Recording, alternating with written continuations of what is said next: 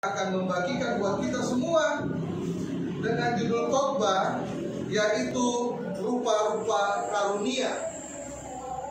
Mungkin Bapak Ibu Saudara bertanya, kok Omliko mau khotbah tentang rupa-rupa karunia? Saya mau sampaikan, karunia itu diberikan oleh Tuhan kepada setiap orang Kristen itu secara cuma-cuma. Ingat, cuma. Karunia adalah anugerah. Sekali lagi saya mau sampaikan, karunia itu anugerah, pemberian Tuhan secara cuma-cuma. Jadi setiap orang Kristen itu pasti diberikan karunia dari Tuhan. Tidak ada yang tidak. Dan kita akan belajar karunia apa sih yang Tuhan sudah kasih buat saya. Mungkin saat ini saya ngomong sama saudara, saudara akan mengatakan, oh ya aku dikasih karunia apa ya sama Tuhan. Pasti bingung ya. Di awal-awal masih cross check. Aku kan orang Kristen, aku dikasih karunia apa sama Tuhan. Hari ini kita mau belajar, Tuhan itu sudah kasih karunia apa buat saya. Setelah Tuhan kasih buat saya, apa yang harus saya lakukan buat Tuhan. Saya mau sampaikan, karunia dan talenta itu berbeda. Jangan samakan ya. Talenta dan karunia itu berbeda. Atau dengan bahasa lain itu bakat. Itu berbeda. Kalau orang punya talenta, punya bakat itu biasa genetik. Contoh, papanya suaranya bagus, biasanya turun, anaknya bagus. Papanya kayak papanya Pak Trevi kan suka tukang kayu. Pak Trevi juga, saya juga mau hoki melu papa ya senengnya pertukangan dan pertukangan senang, padahal di Solo saya pribadi, tapi ya hobi. Dan Bapak Ibu Saudara, biasa itu bakat yang turun temurun, dan talenta itu pun bisa diasah. Contoh, saya ini suaranya jelek, karena saya sering nyanyi, suaranya jadi bagus. Ada kita ikut pertandingan, kelihatannya dia waktu awal nyanyi itu suaranya jelek, tiba-tiba setelah dia nyanyi yang ke 20 kali itu suaranya udah bagus. Itu karena apa? Diasah. Jadi talentanya diasah. Bapak Ibu Saudara, jadi kadang-kala kita nggak mengerti talenta karunia itu Tuhan ciptakan dengan satu tujuan, untuk memuliakan nama Tuhan. Tapi kalau talenta, biasa seorang penyanyi, pemain gitar bisa digunakan untuk hal dunia, bisa. Contoh dia konser, dia nyanyi suaranya bagus, itu bisa. Tetapi biasa karunia itu tidak bisa. Karunia digunakan hanya untuk melayani Tuhan. Dan Bapak Ibu Saudara, kenapa saya bilang rupa-rupa karunia? Karena sebagai orang gereja, sebagai anak Tuhan, kita harus mengerti di dalam satu gereja harus memiliki karunia-karunia. Gak mungkin dalam gereja kosong tidak ada karunia. Gereja yang hidup adalah gereja yang dipenuhi oleh karunia-karunia. Amin. Saya mau sampaikan, ada gereja yang tidak punya karunia, itu dia datang cuma seperti kita datang upacara, datang cuma siap, setelah itu pulang kosong. Tapi kalau gerejanya, jemaatnya memiliki karunia-karunia, itu gerejanya akan hidup, gerejanya akan berkembang, gerejanya akan dipakai Tuhan. Amin. Bapak Ibu Saudara yang terkasih dalam Tuhan Yesus Kristus, pertanyaan bagi kita, di dalam diri kita itu sudah ada karunia apa? Kita akan belajar, nanti Bu Dwi akan. Ini kan lagi awal-awal.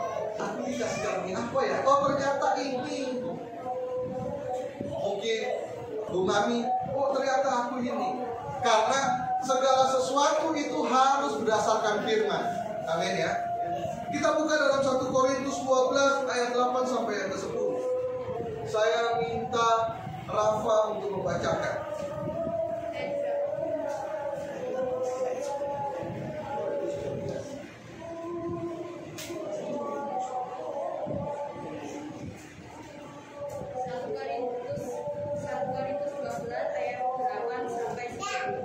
Sebab kepada yang seorang roh memberikan karunia untuk berkata-kata dengan Tuhan, dan kepada yang lain roh yang sama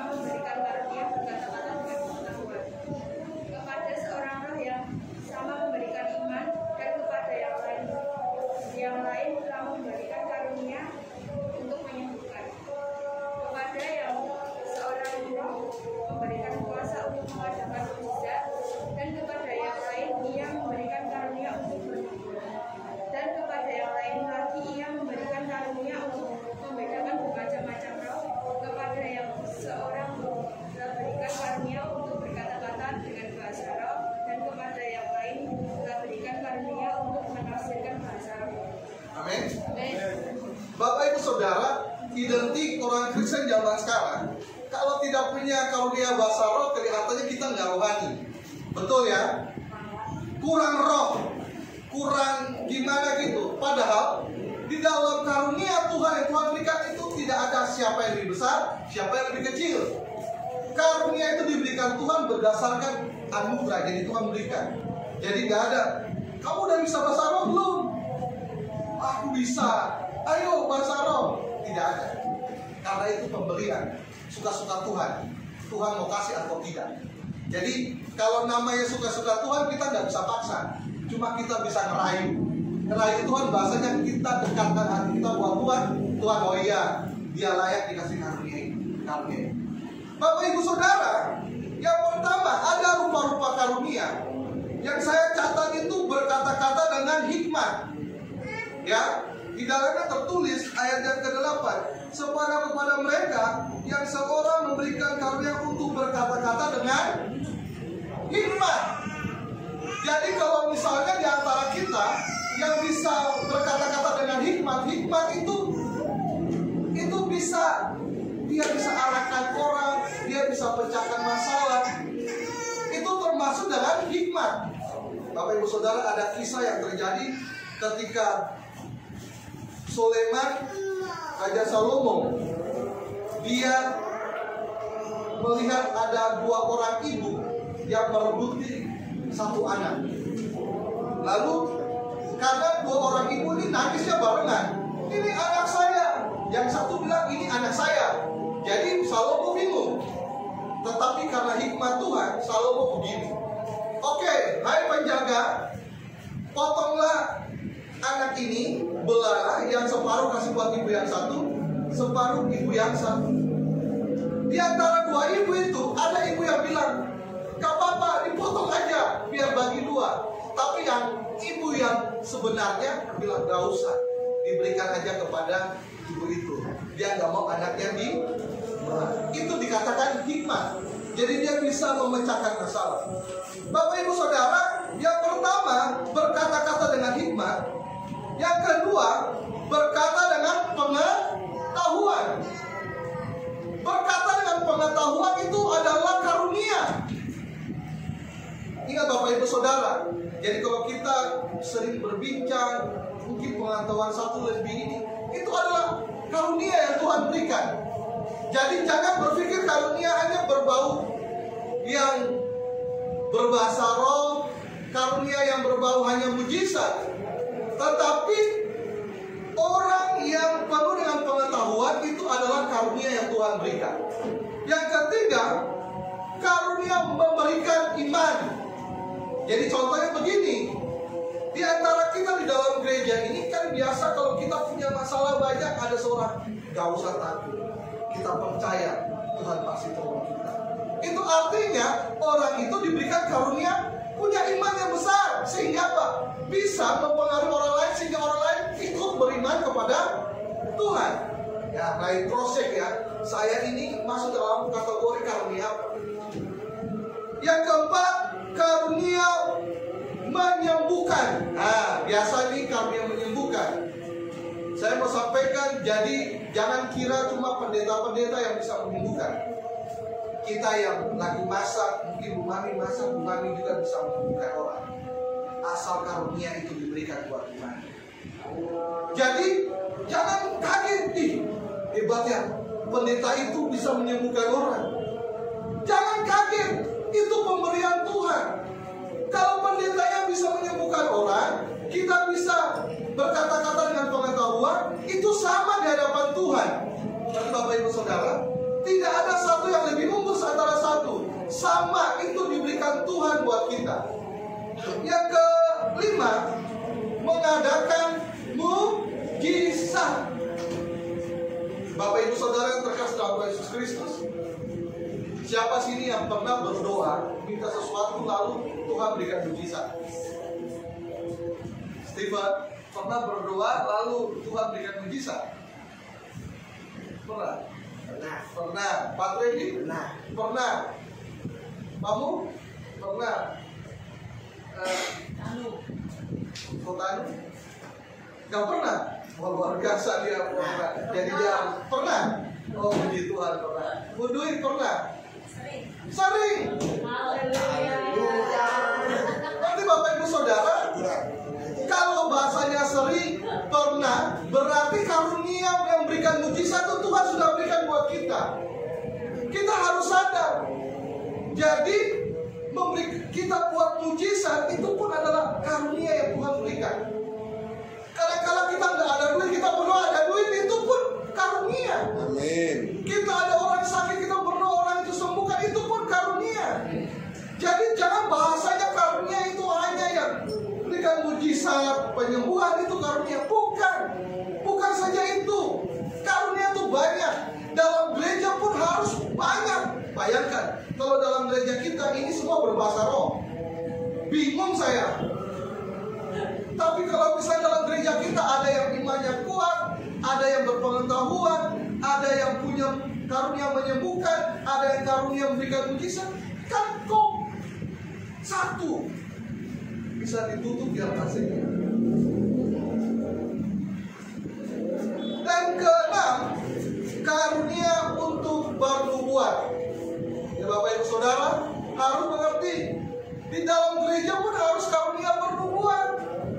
Contoh bernubuat itu begini. Kalau misalkan Tani, jadi dia ada diberikan Tuhan, saya percaya Tani ini punya masa depan, dia nanti jadi seperti ini. Itu karunia bernubuat. Jadi dia bisa melihat masa depan. Banyak itu gereja-gereja itu yang belum punya. Ya kita berdua di sini kita udah punya enak.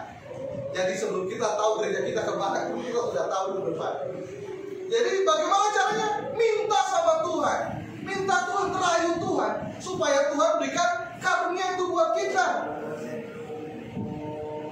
Dan ketujuh, karunia membeda-bedakan roh. Nah ini yang menarik. Banyak orang Kristen yang tidak memiliki karunia membedakan roh. Membedakan roh bagaimana? Kadang-kala roh yang dari setan, dia bisa roh dari Tuhan. Dia tidak bisa membedakan. Karena itu dia butuh Tuhan. Makanya Tuhan butuh kita diberikan karunia supaya kita bisa memisahkan. Ini yang berasal dari Tuhan, ini berasal dari si jahat. Karena beda-beda tipis. Ingat Bapak Ibu Saudara, ada orang berkata, oh kita akan seperti ini. Ya kita bisa saja, amin. Tapi kita tidak sadar.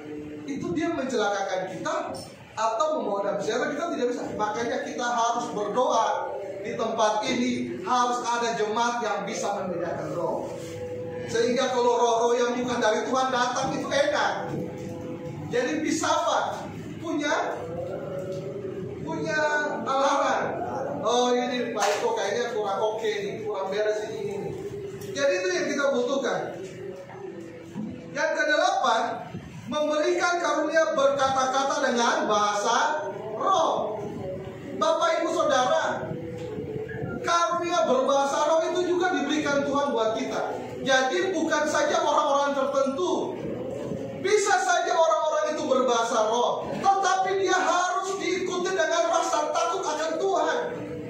Apa gunanya kita berbahasa roh tapi kita tidak takut akan Tuhan? Percuma. Bukan bahasa roh yang jadi berkat.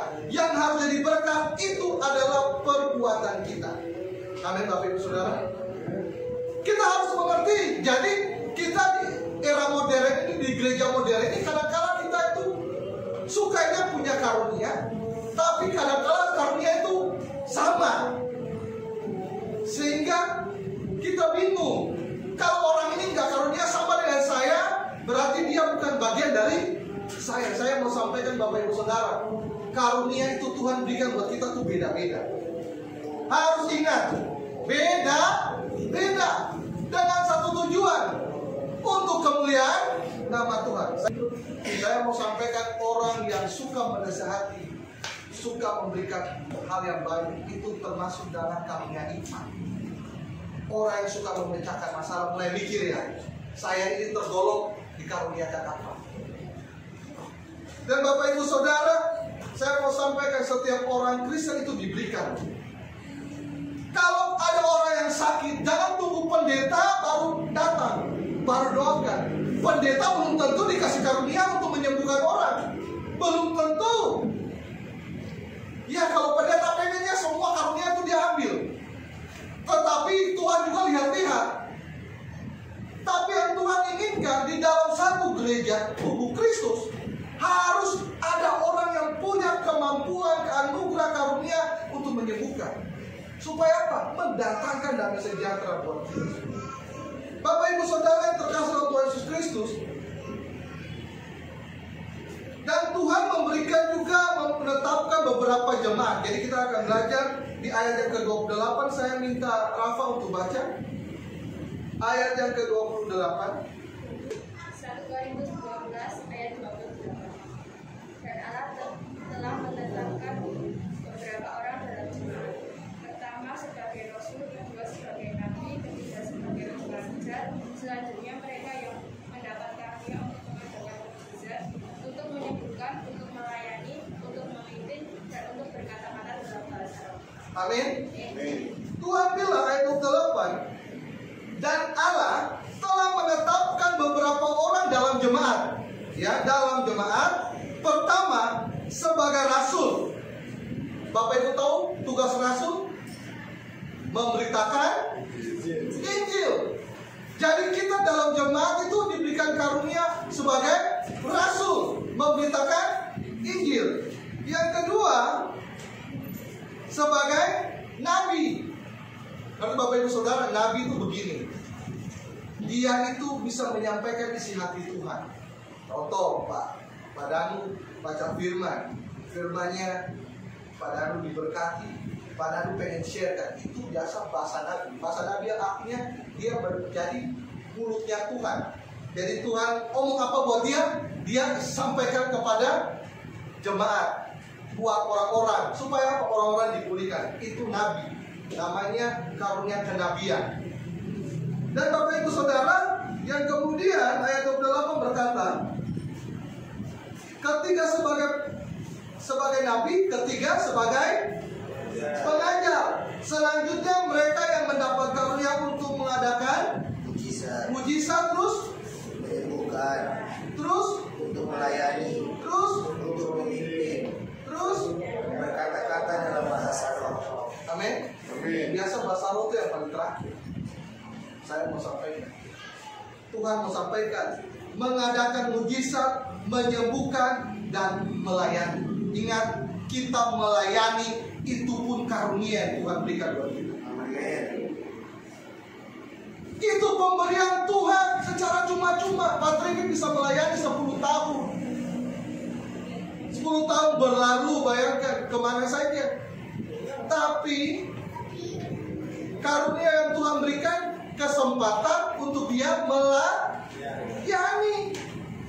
Melayani Tuhan itu bukan masalah di mimbar atau di luar mimbar, bukan. Yang menilai itu Tuhan. Yang penting untuk kemuliaan nama Tuhan.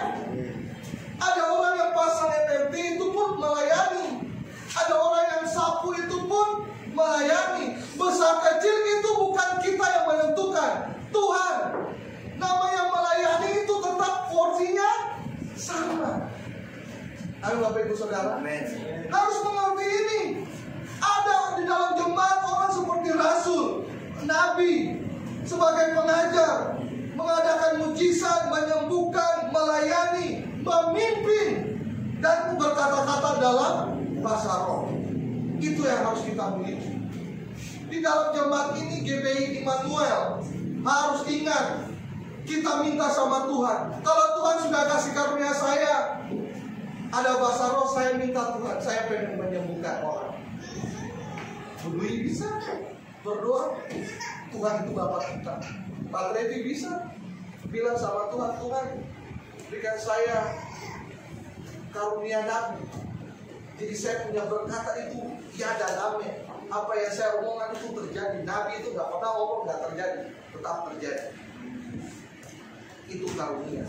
Jadi Bapak Ibu Saudara harus ingat, karunia yang nari-nari pakai pulpen, pakai panah harus bisa dibedakan. Yang dicatat hanya seperti itu.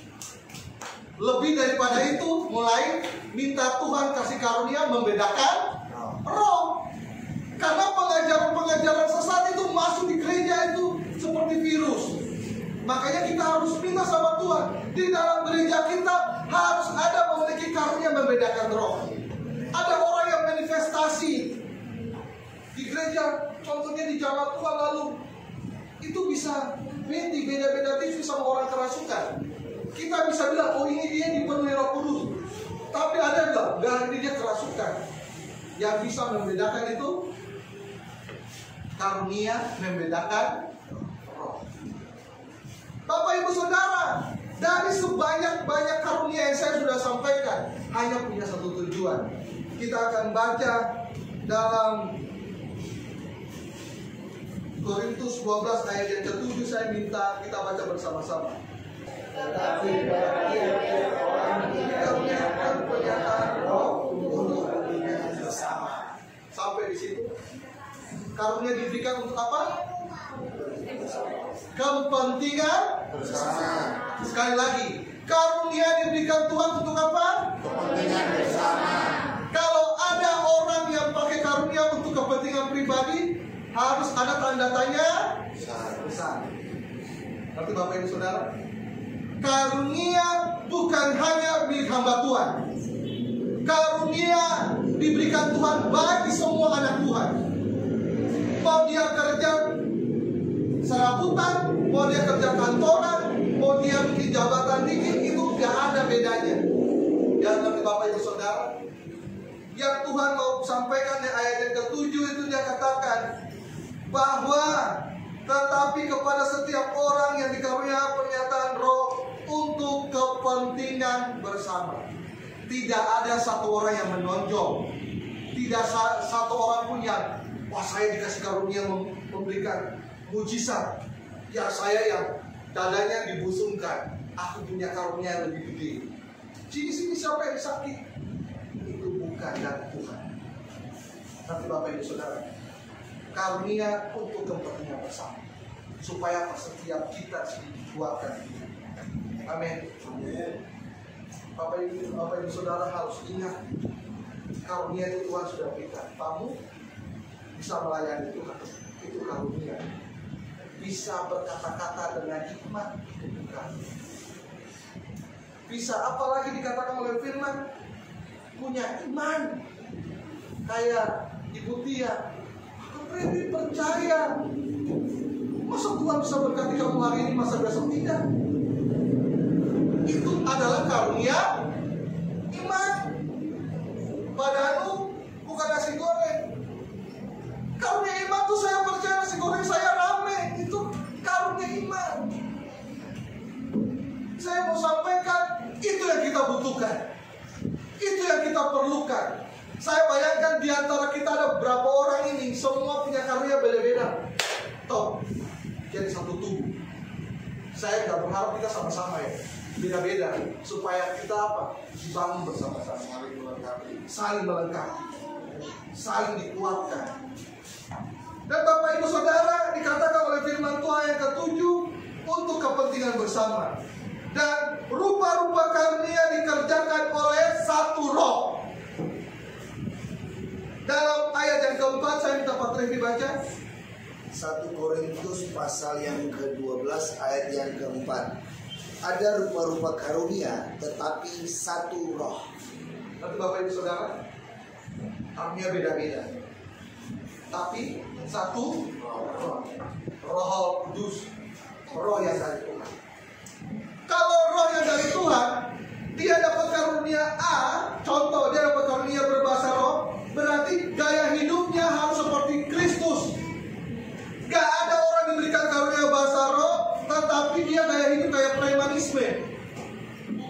Nanti Bapak Ibu Saudara, harus, karena karunia itu diberikan kepada orang Kristen. Orang Kristen itu apa? Orang, artinya orang pengikut Kristus, bukan KTP toh yang Kristen. Kalau dia bilang saya orang Kristen, berarti dia adalah pengikut Kristus. Kalau dia pengikut Kristus, otomatis yang ada dalam dirinya ada sikap hidup adalah hidup Kristus. Jadi kalau misalnya Bapak Ibu Saudara lihat orang, kalau di gereja rohaninya bagus, setelah dia keluar dari gereja seperti orang nggak kenal Tuhan, itu tanda tanya besar. Dan Bapak Ibu Saudara, ayat yang kelima saya minta Pak Trevi untuk baca. 1 Korintus pasal 12 ayat yang kelima. Dan ada rupa-rupa pelayanan, tetapi satu Tuhan. Amin.